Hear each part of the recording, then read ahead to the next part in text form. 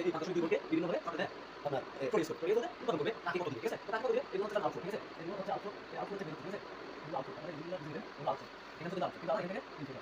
এখানে মজা লাগিয়েছে দেখি এটা কিভাবে তো আলাদা করে দিছি এটা আমরা যদি বলবো যে আসলে কিভাবে কাজ করে একটা লাইন দিয়েছি দেখেন ব্যাটারি লাগে তো এক জায়গায় দিয়েছে আমি ব্যাটারি লাগে চিপ দিয়ে কানেক্ট লাগাই দিই সরি এখন আমরা এটা বলছিলাম 3.7 ভোল্ট তাহলে তাহলে হলো এই যে 3.4 ভোল্ট 3.7 ভোল্ট আমরা দিলাম না এই লাইন দিই লাইন দিয়েছে বুঝতে নাই একটা লাইন কিন্তু আমি কথা সার্চ দরকার সার্চ করলে ব্যাটারি থেকে ভোল্টেজ যায় কিভাবে সার্চ একটা লাইন মানে আসলে যে যাওয়া এটা ঠিক আছে এজন্য একটু মজা লাগে এটা মজা অ্যাকশন বন্ধ এটা বুঝতে তাহলে শুনে আমি সার্চ দিয়ে করছি এটা হচ্ছে কি জাস্ট থিওরি করে এটা আমাদের কোনো অথরিটি এবং চিত্র প্রমাণ চিত্র দিয়ে দেখাচ্ছে এটা আপনি মজা করে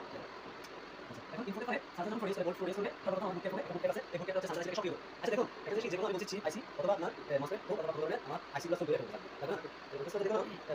ভোল্টেজ সারা যখন প্রয়োজন যখন এটা আইসি জেনারেট হবে তখন ভোল্টেজ প্রয়োজন ভোল্টেজ আইসি কে চালু করে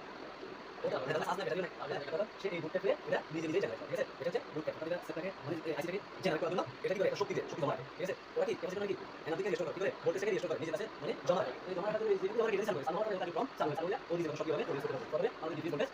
যখন আমরা 500 ভোল্ট ইনফ্রারেড তখন ডিসপ্লে এসে তার সাথে ডিভিএস ভোল্টেজ তৈরি হয় তারপরে চার্জিং ভোল্ট তৈরি হয় ঠিক আছে তারপরে আপনার ব্যাটারি সেন্স থেকে পাওয়ার সিটারা কি করে জাগ্রত করবে সেন্স কি জাগ্রত ঠিক আছে মানে সেন্স আছে না জাগ্রত আছে এখন বিষয় হচ্ছে আপনি দেখুন আমার মোবাইলটা অফ ব্যাটারি একেবারে জিরো জিরো অফ হয়ে গেছে এখন যে চার্জে চার্জার ইনস্টল করা হয় সর্বপ্রথম চার্জিং মোডে আসে ঠিক আছে এটা কোথা থেকে আসবে আমার মোবাইল অফ সব আইসি বন্ধ ঠিক আছে তো সেটা যদি পাওয়ার আইসি কে ডিসপ্লে সেন্স থেকে ভোল্টেজ করে এখানে কেবল সেন্স দিয়ে থাকে পাওয়ার আইসি কি করে সিপিইউ দিতে ঠিক আছে প্রসেসর করে দিতে যেভাবে কোনো দরকারে